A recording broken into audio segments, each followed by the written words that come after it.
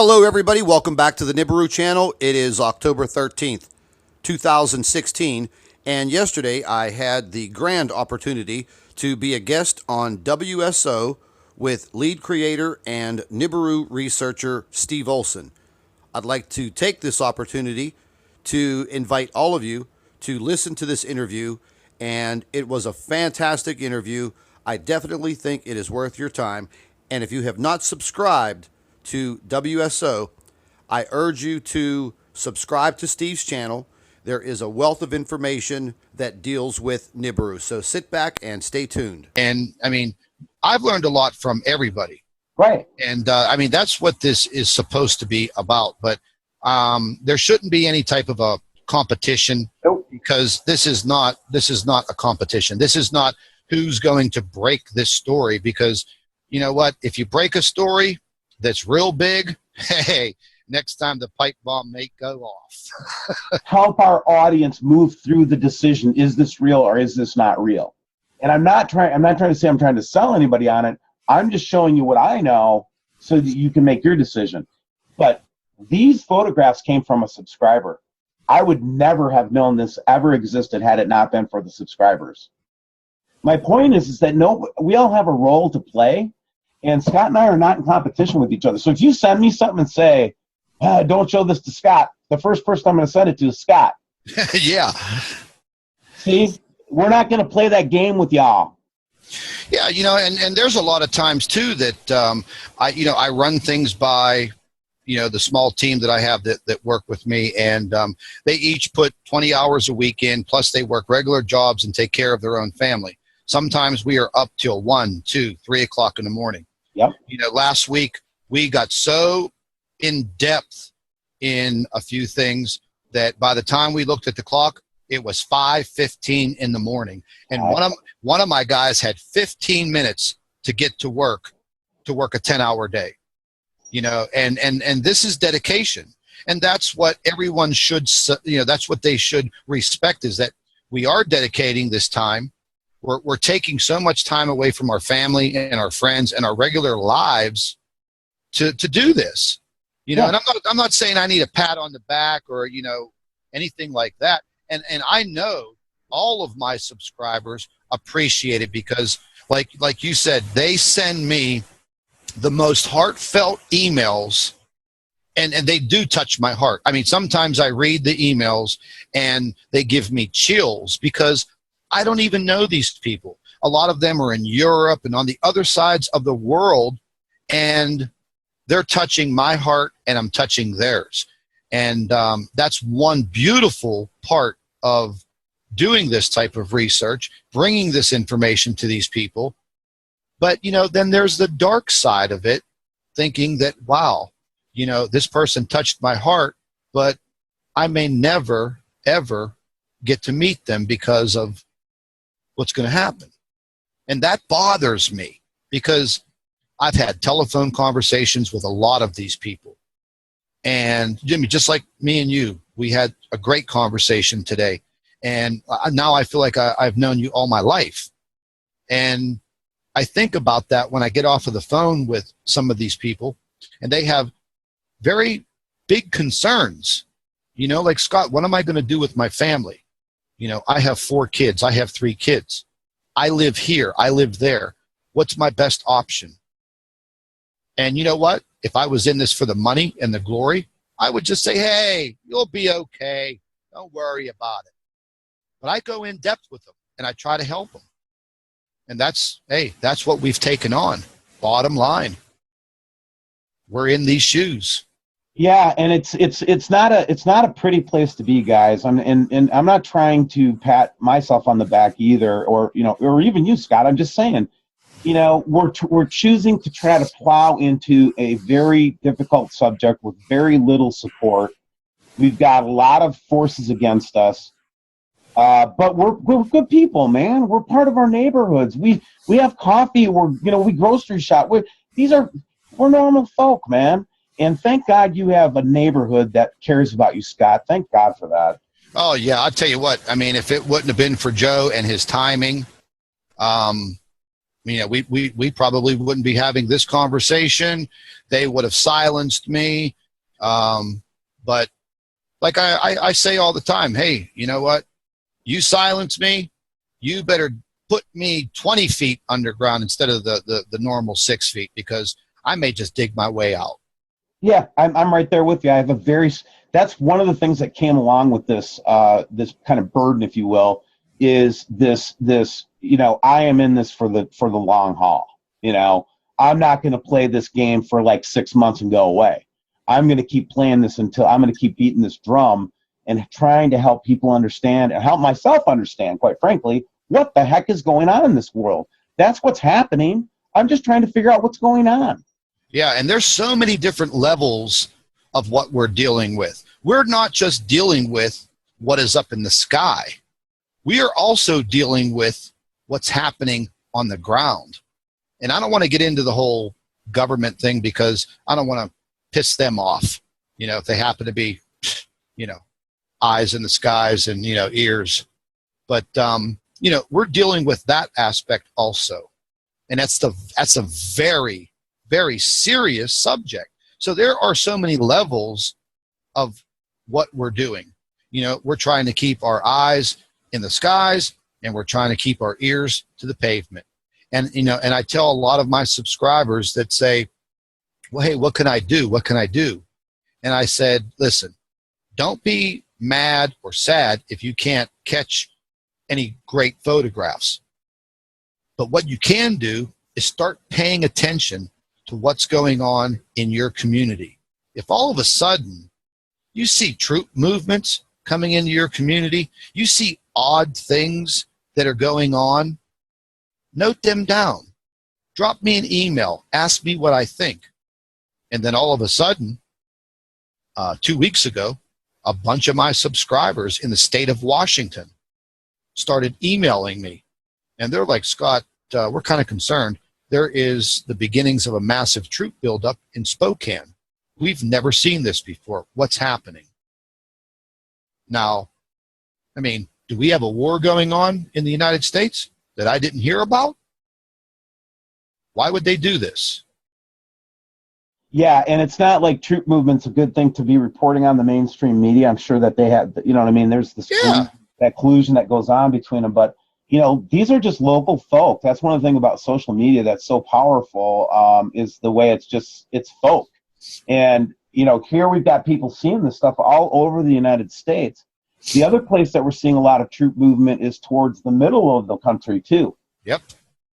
And that's all very kind of suspicious. And what really ticks me off, and this is one of the things I saw coming back from Louisiana, Scott, a couple days ago, was that I would see these, like those, what do they call them? The Rhino vehicles, military vehicles, the ones that can take an IED type blast. Yeah. Those vehicles, but none of them would have markings on them. Yeah, and they have soldiers with weapons. I caught a video from Southern California. They were traveling down, what is that one main highway going into San Diego? Is it I-5 or something like that? There was about 4 or 5 of them speeding down the highway. One of my subscribers sent me the video. They actually followed them off of an exit, and they actually went speeding into a neighborhood, just blowing through stop signs in them big vehicles. They're kind of like shaped like a boat, have 6 wheels on them. Yeah. I don't know what they're called, but they had, soldiers hanging out of the top, and they were fully armed, and they followed them all the way in and videotaped the whole entire thing. I'm not going to publicize anything like that on my YouTube channel, but I viewed the video. I found it very, very alarming. None of the vehicles had any type of markings on them. None. Zero. That bothers me more than anything, having been a vet. I'm a veteran, okay? And my time of service was 1982 through I actually stayed in the National Guard through 1990, but I was in the regular Air Force from 1982 to 1986, okay? And the last gig that I did before I left the regular Air Force was I worked in the ESS, it was called Electronic Security Squadron, and we did electronic security, and we had a mobile it was mobile communication, and we were tied to at that time, the Rapid Deployment Force, okay? And I can tell you that every one of our vehicles was marked. It just was. Yeah, it's very unusual. I mean, I actually did speak with an ex-military veteran yesterday down in Texas, and we were talking about this specifically. And he just came back from Iraq, I think about 2 years ago. And we were discussing this, and he told me, he said, I'm telling you right now, if those vehicles do not have troop markings on them, that is a double red flag. And then, you know, we have the aspect of all of these UN soldiers throughout the United States. The last count I got on them, there was about 100,000 of them here in the United States. Now, you know, I have connections, and you know, I come to find out, yeah, you know, they were being sent over here. Yeah, they're doing maneuvers. Well, do them in your own country. Why are you doing them here? Why do we need 100,000 UN troops scattered in groups of 10,000 in different strategic points in the Midwest? Why? And they're still there. They've been there for the last year. Again, yeah, and all we're doing is just repeating what people are telling us. That's what I'm saying. It's not like we're some kind of like, you know, whipping up these stories or anything like that. This is just a network of normal folk, you guys. Absolutely. And we're all normal folk. None of us are geniuses or anything like that, but we're smart enough to know when we're being lied to. That's, yeah, there's no doubt about that. And I'll tell you something else, which is funny, though, and this kind of brings us back around to the trolls for just 1 second. It's like part of what's happening with the trolls, though, is I think they're getting so desperate now to bottle this message up and other messages, of course, that we see. You heard about Hillary's army of trolls that just came out in the email leaks as well. Yeah, that was sent to me by one of my subscribers. Yeah, and this validates, guys, that if they don't want a message to get out on social media, they will pay people to stalk and hunt the subscribers. Yeah. And I'm not saying that to scare you, but I'm just saying to say that, you know, if you're getting, you know, followed around by somebody that really wants to convince you that we're scam artists or fraud, you know, really your radar should go up and you really should report that person. Yeah, absolutely. It's happened to my subscribers, and they've put extra duty onto my channel. Yes, they have, Scott. I've noticed that. Absolutely. Yeah, I will tell you that you're under full bore attack. They do not want you to succeed. I want you to succeed. Yeah, and I mean, I periodically do inform my subscribers in the beginning of videos what to do. And I said, listen, you know, we're all in this together. We are one team, brother and sister, and I need you guys to help me fight back. So this is what you need to do. And because of YouTube's platform, it's very flawed, because ever since they've integrated YouTube or Google Plus, it gives these troll babies another access to infiltrate your video comment section. So if I block an individual on my YouTube channel comment section, it does absolutely 100% no good. Because what they do, and I have investigated this thoroughly, and I have a friend of mine that does some IT work for me, and he is the one who uncovered all of this.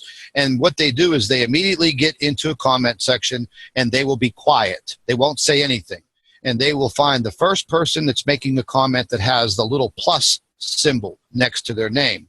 They will click on that person's name and go directly to their Google Plus account. Then they will start to comment through the Google Plus feed. And the only person that can block them from that is that individual. I cannot. That person has to do it. But what they do is they get a multitude of people through the Google Plus, 4, 5, or 6 of them, and then they'll start doing the comments through the Google Plus.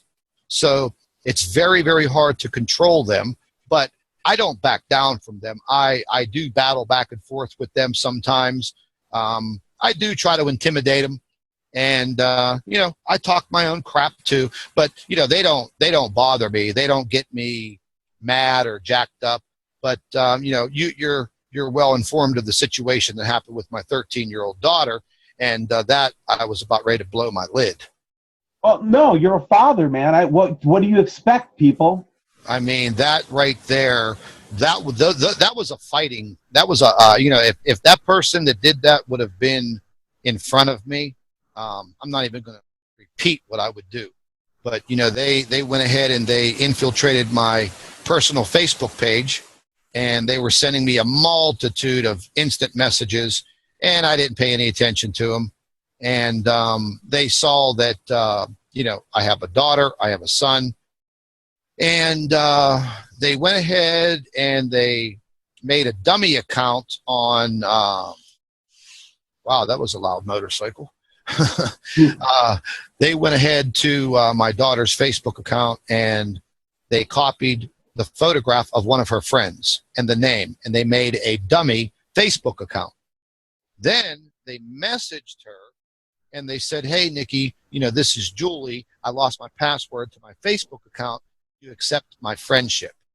Well, my daughter's 13. She didn't think anything. Yeah, she did it because it was her friend's face. It was her profile picture.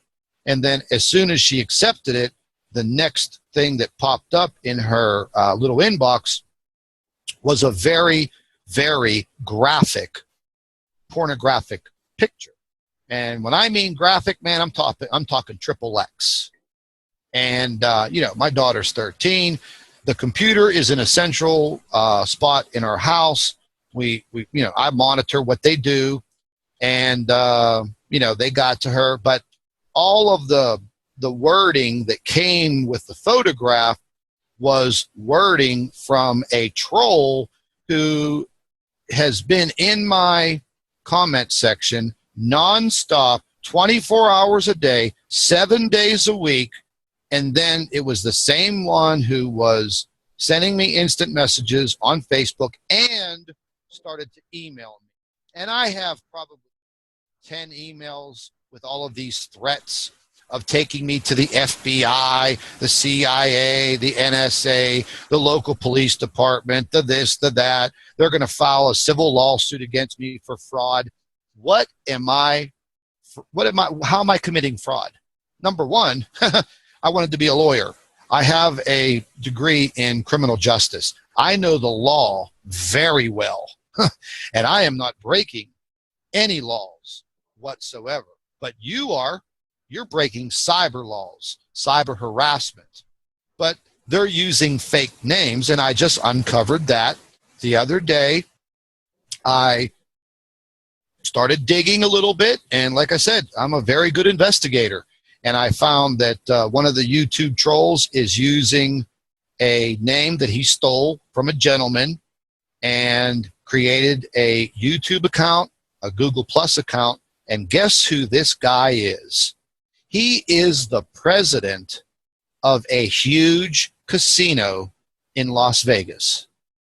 And not only did I locate his family and his sister, I told her exactly what was happening, because this man has a very unique name. Very unique. So the odds of there being two people in this world with this very unique first and last name, 1,000,000 to 1.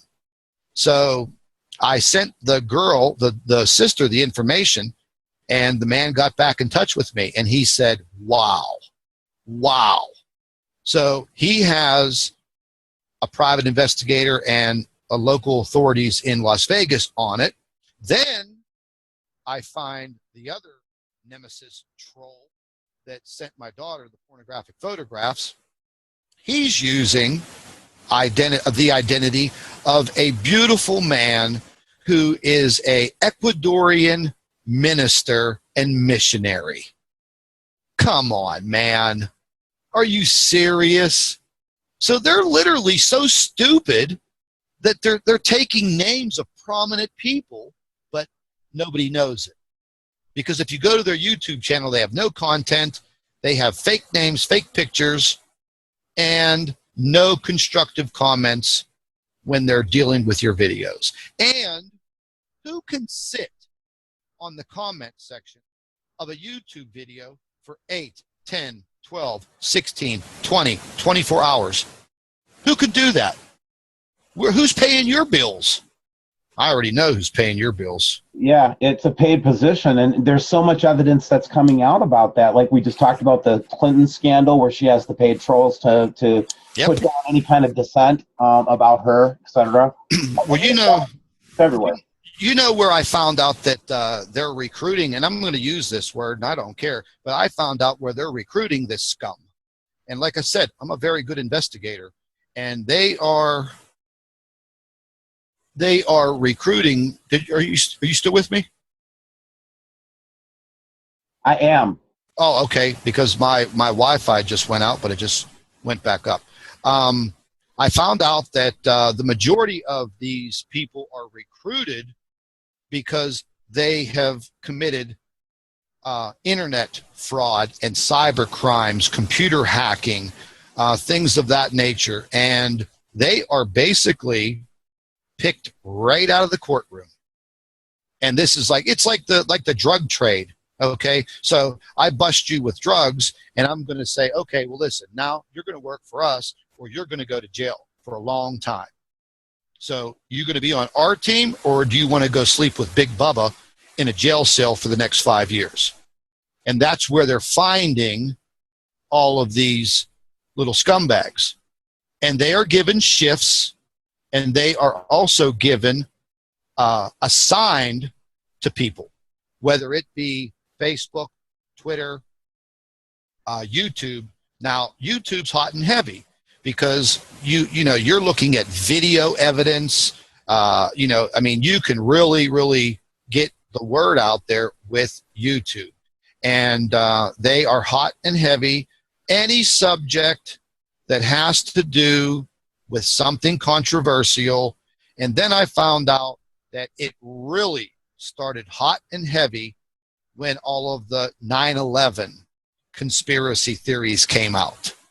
And that's when they were placed into YouTube to just break down all of these 9/11 conspiracy theories.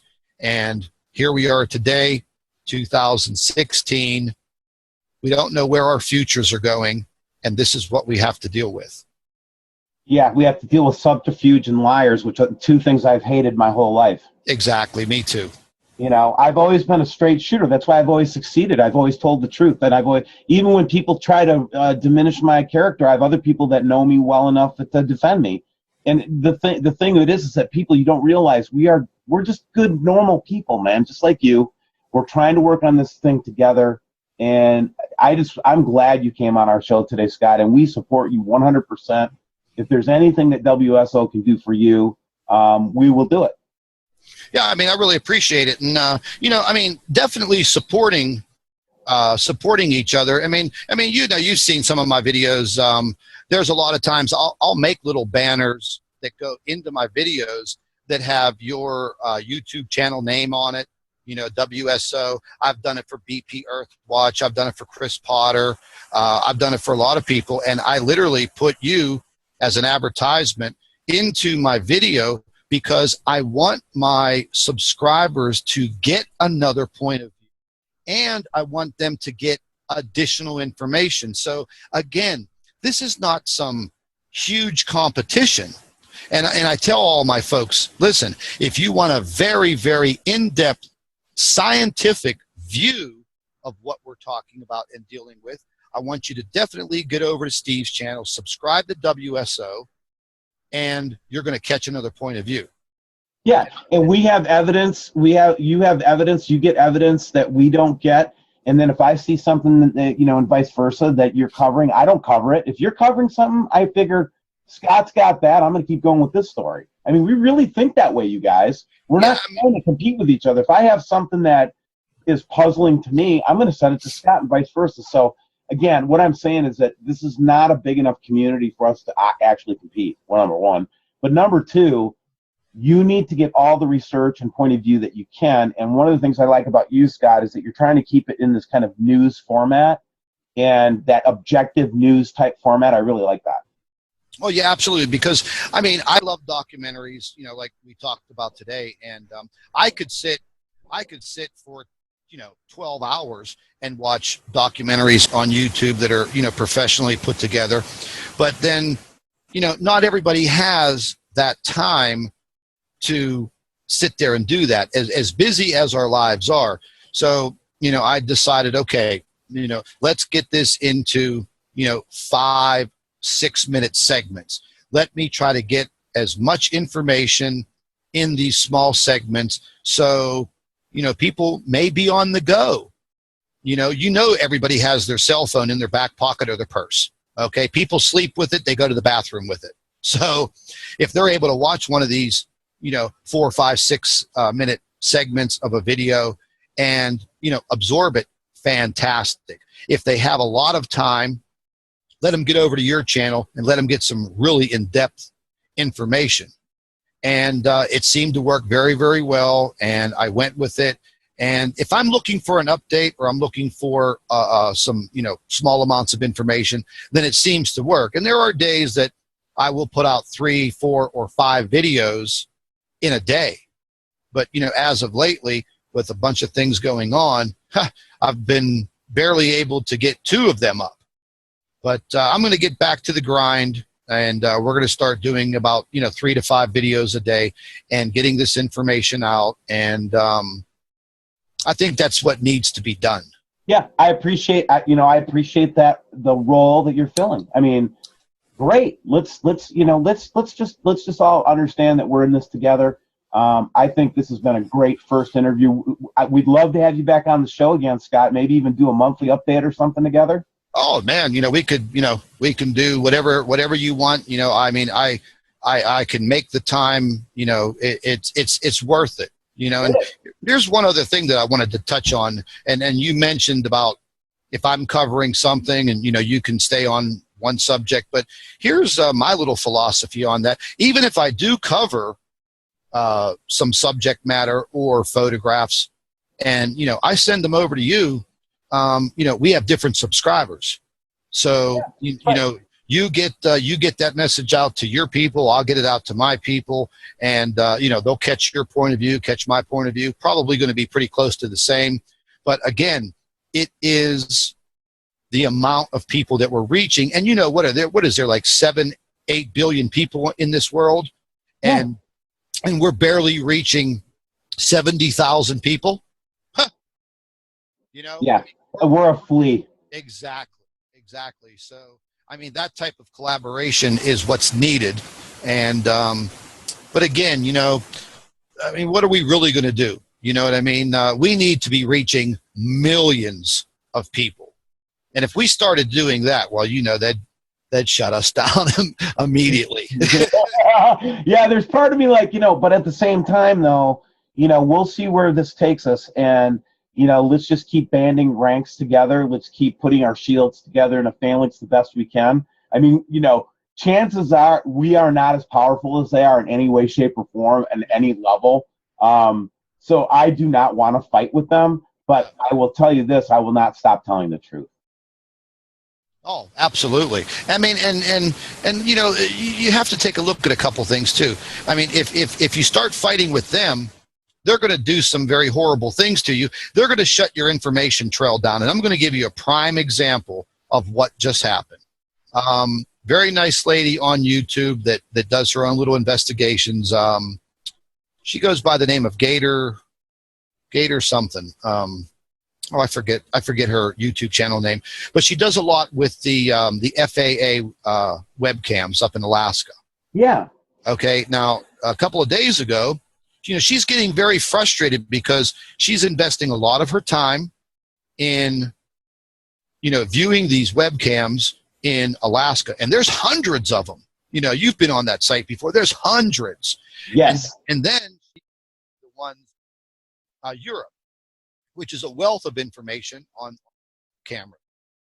And she got very frustrated one day because she's looking for the disclosure, and she wanted to know, Why are you not saying something about this? Why is this not in the media? Why are people not being warned? Now, on the FAA webcam site, there's a toll-free number up in the corner. Well, she decided to make a call, and she called them, and she basically blew the whistle on our evidence that we were gathering, because I guess they didn't realize that those webcams were showing us what's going on. And if you see that toll-free number, there's a toll-free number somewhere she found. And she called them. And she read them the riot act on the phone. Well, guess what? Guess what? Now, when you click on those links, they censored all of the loops. So if there's a vital photograph in one of those loops, it should turn up white. And she did a video about it, and she apologized to everybody that, does the research. And she goes, look, I'm sorry, guys. I got kind of mad. I wanted to know why they're not talking about this. So I called them. And she goes, now look what they did. When you click on one of the links and you go and you want to watch one of the loops, there's a bunch of little white boxes where they have deleted the information. And damn well when they delete something, well, they don't want you to see it. It's just like when they put the little pixeled boxes up on the Soho footage in Lasco. They don't want you to see it. Yep. Well, Scott, what a great, again, like I said, we tried to close it once, man. You and I think we could talk for 3 days in a row and not miss it. I really do believe that. The stories we can tell each other, but we'll have more time to do that, hopefully. And I'm glad to come on your show if you ever need somebody just to have come on and just jaw or call me anytime you want. But yep, absolutely. Being on WSO tonight, and I know all of our subscribers are going to enjoy the show, Scott. Absolutely, bud. Nice talking to you. Take care. I'd like to thank all of our Nibiru watchers. You guys do a fantastic job. Would also like to thank you for your loyal subscribership. You can continue to email your photographs and your video to NibiruPlanetX2016@gmail.com. And don't forget to share our videos with your friends and family members on Facebook. And subscribe to the Nibiru channel for all of our current updates. And like I always say, keep an eye in the sky.